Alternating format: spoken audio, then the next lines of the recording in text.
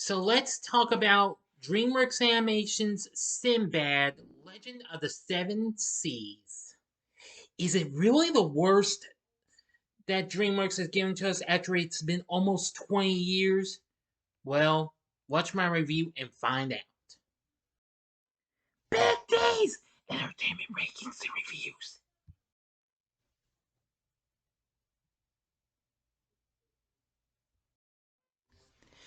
So, greetings, my fellow YouTubers, and welcome to Big D's Entertainment Rankings and Reviews. My name is Doyle, better known to as the Big D, and this time around I bring to you a review of the 2003 animated adventure film Sinbad, Legend of the Seven Seas, released by DreamWorks, and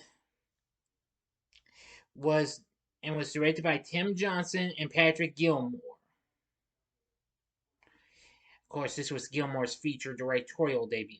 Written by John Logan, featuring the voices of Brad Pitt, Catherine Zeta-Jones, Michelle Pfeiffer, and Joseph Fiennes.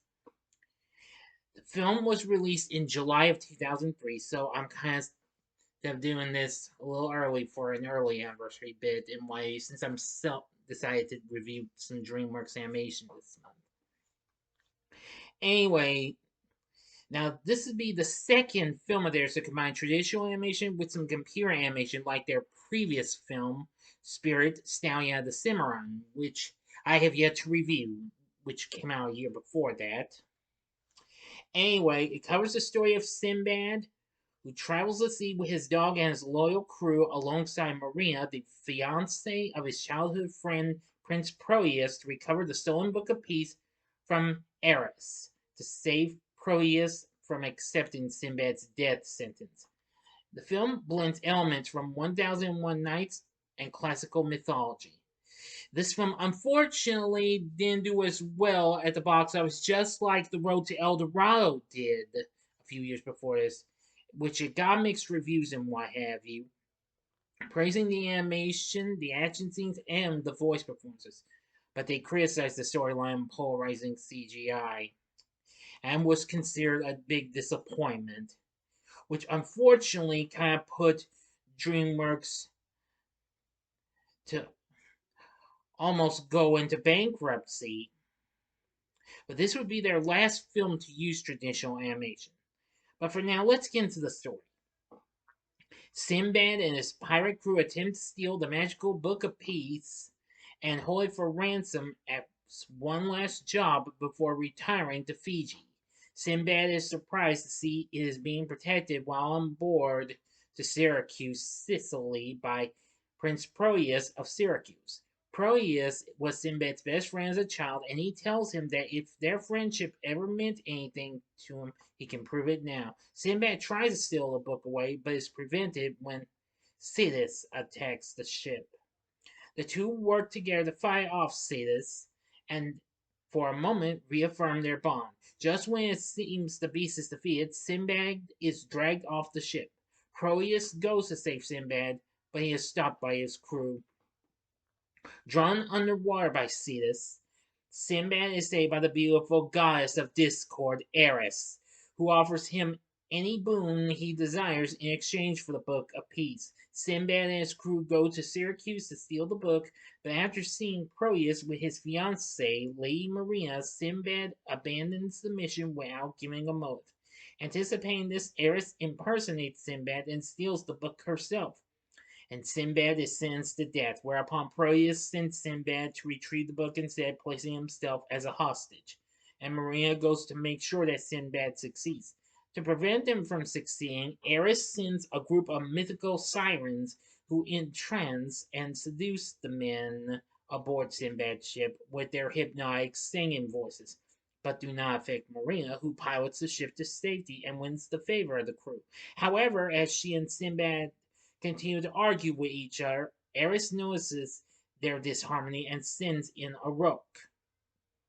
The rook captures Maria, but she's rescued by Sinbad, and the two successfully defeat the creature, causing a reconciliation between the two.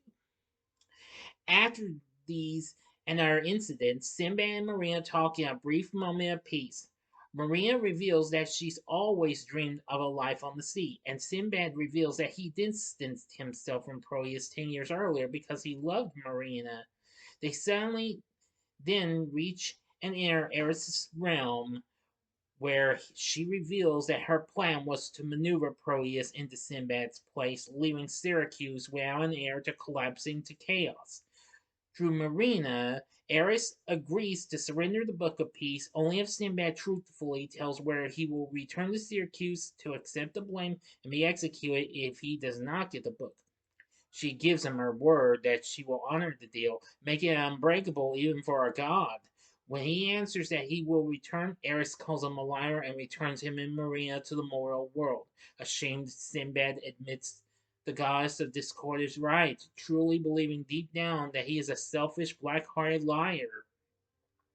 Only for Marina to tell him she is wrong, giving Sinbad a change of heart. Now for the ending. As always, you know the procedure. You have 5 seconds to stop this video. Go to the description box below and fast forward to the time below. If you've seen the movie already, please continue.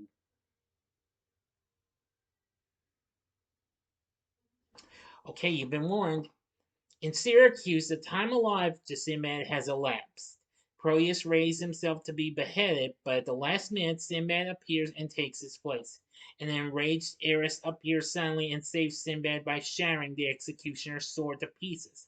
Sinbad, shocked, realizes that this was still part of her test and that he has beaten her by proving his answer to be true after all. Eris is furious but cannot go back on her word as a goddess and begrudgingly gives the book to Sinbad. With the true culprit revealed, Sinbad is pardoned for the crime of stealing the book and is now well respected. With the book restored to Syracuse, Proteus and Sinbad live still as the best of friends. Sinbad and his crew prepare to leave on another voyage, leaving Marina in Syracuse.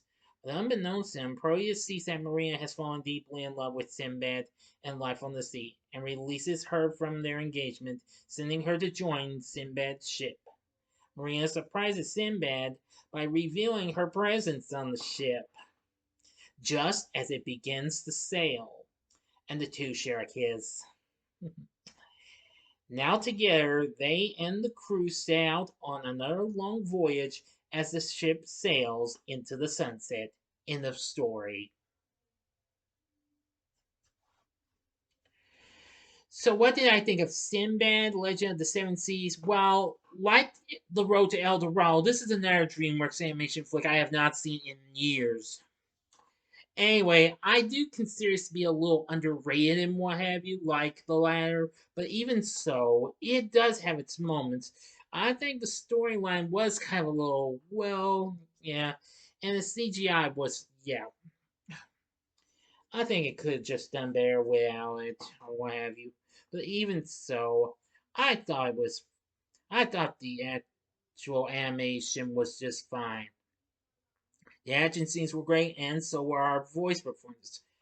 Brad Pitt does a great job on Sinbad.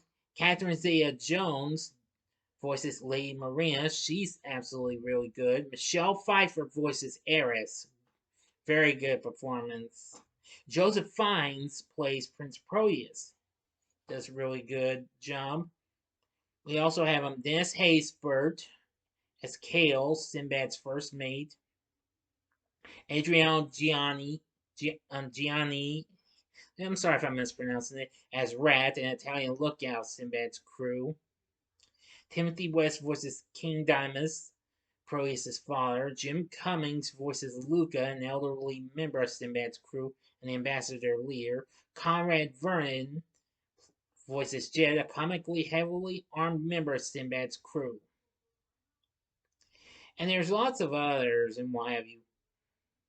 So anyway, the voice acting cast isn't too bad. And it does have a pretty good score from Harry Gregson Williams, which that was good too. But anyway, when this film came out, it just was a major disappointment. It only managed to make 80 million worldwide, and it's Rotten Tomatoes saying it's 45, which is a few percentage. I think 3% down from The Road to El Dorado. I think, but I don't want to jump to any conclusions. They say it's competent, competent, or no wait, yeah, competent, but not magical. Well, I understand and why have you, but nevertheless, I think the animation was good. Well, not counting the CGI. And the action scenes and the voices were absolutely really good. I wish this could have been better, but, well, they tried their best. But anyway, and again, that was the last time we would see, well, 2D animation from DreamWorks. However, they brought back for the 5 minute short film Bird Karma, excuse me, 15 years later. But that's that. They would, however, do traditional animation for some of their animated programs and what have you these last few years. So anyway, with everything said on this, the sound, the score, the voice acting, the mixed bag of the storyline and CGI and the great action sequences. Would I recommend Sinbad Legend of the Seven Seas? Well, I think, like I said about the Road to El Dorado, I'd say just to be on the safe side, give it a one-time watch. That would be the thing to do. And if you're not satisfied with it, stick with some of the other DreamWorks animation flicks. But anyway, what are your thoughts on Sinbad, Legend of the Seven Seas? Let me know in the comments section below. If you like this video, click the like button, subscribe, and be a part of the Big D Nation. Join me next time when I bring to you my review of 48 Hours, which is turning 40. Mhm. So thanks for watching, and if you like this, check out some of these other DreamWorks animation films I have reviewed. In the upper left-hand corner is my review of Kung Fu Panda. The upper right-hand corner is my review of The Road to El Dorado. Or if you would like maybe, oh, I don't know, something maybe a little till more fun, what have you, see my review of Shrek in the bottom left hand corner. And the bottom right hand corner is the button you can click to subscribe. If you like rankings and reviews on movies, TV, music, video games, etc., then I'm your guy. Thank you for watching. Until next time, I'm the Big D saying, see ya.